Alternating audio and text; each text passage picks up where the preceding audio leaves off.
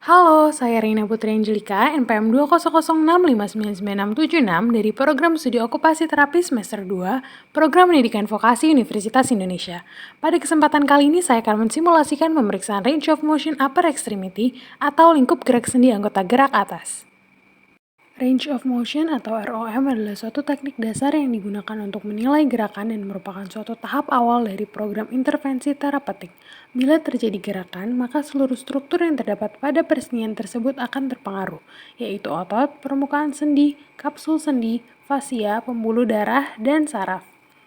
Faktor-faktor yang dapat menurunkan ROM yang pertama ada penyakit sistemik pada sendi, neurologis ataupun otot, akibat pengaruh cedera atau pembedahan, dan inaktivitas atau imobilisasi. Dari sudut pandang terapi, aktivitas ROM diberikan untuk mempertahankan mobilitas persendian dan jaringan lunak untuk meminimalkan kehilangan kelenturan jaringan dan pembentukan kontraktur atau kekakuan. ROM dapat diperiksa secara pasif dan aktif. Pasif, pergerakan dilakukan oleh kekuatan dari luar tanpa adanya kontraksi otot. Gerakan dilakukan oleh pemeriksa atau yang biasa disebut dengan PROM. Sedangkan aktif, pergerakan dihasilkan oleh kontraksi otot yang melewati sendi. Gerakan dilakukan sendiri oleh pasien dan biasa disebut dengan AROM. Bidang gerak. Pada posisi anatomis, ketiga bidang gerak bertemu di satu titik yang disebut center of gravity. Terdapat tiga bidang gerak. Pertama, sagittal plane, membagi tubuh secara vertikal kanan dan kiri. Contohnya pada gerakan fleksi, ekstensi, dan hiperekstensi. Berikutnya adalah frontal plane, contohnya adalah pada gerakan abduksi dan aduksi. Selanjutnya, transverse plane, contohnya pada gerakan pronasi dan supinasi lengan bawah. Alat yang digunakan untuk melakukan pengukuran ROM atau LGS adalah goniometer.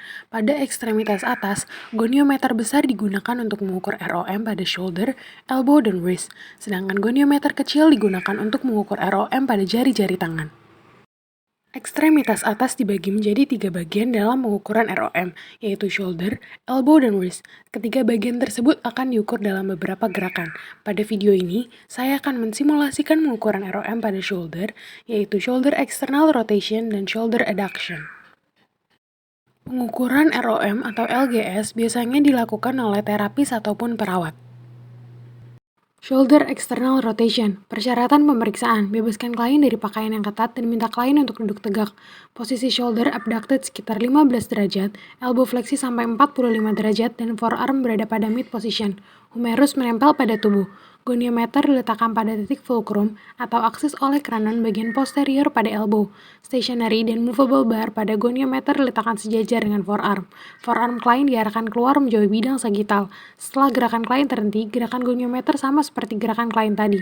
Sudut yang terbentuk sekitar 90 derajat. Jangan lupa lakukan pengukuran ROM pada sisi kanan dan kiri klien. Shoulder adduction dilakukan dengan cara menurunkan tangan klien sehingga posisi tangan mendekati bidang sagittal. Telapak tangan menghadap ke depan seperti pada posisi anatomi. Goniometer diletakkan pada titik fulcrum atau aksis processus acromion pada bagian posterior. Stationary bar sejajar dengan terang, sedangkan movable bar sejajar dengan humerus.